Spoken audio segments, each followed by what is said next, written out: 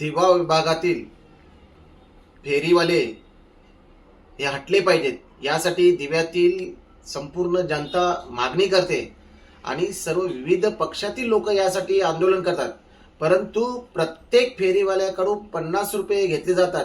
जवळजवळ 2 ते 3 हजार फेरीवाले हे दिव्यात आहेत। जर आपण याचा आकडा पाहिला तर महिन्याला जवळजवळ 10 ते 15 लाख रुपये हे फेरीवाल्यांकडून वसूल केले जातात हप्ता।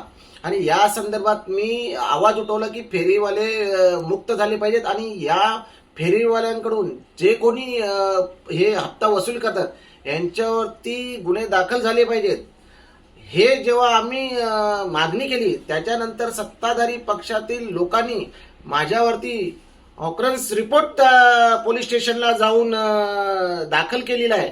आणि या संदर्भात मग आमचे कल्याणचे जिल्हा प्रमुख दीपेजी म्हात्रे साहेब व जिल्हा संघटक तात्यासाहेब माने यांच्या नेतृत्वात काल आम्ही मुंब्रा पोलीस स्टेशनचे वरिष्ठ पोलीस निरीक्षक अनिल शिंदे साहेब यांची भेट घेऊन या या प्रकरणाची सखोल चौकशी झाली पाहिजे आणि जे कोणी या फेरीवाल्यांकडून हप्ते घेत आहेत यांच्यावरती खंडणीचा गुन्हा दाखल झाला पाहिजे अशी शिवसेना उद्धव बाळासाहेब ठाकरे पक्षाकडून आम्ही मागणी केलेली आहे।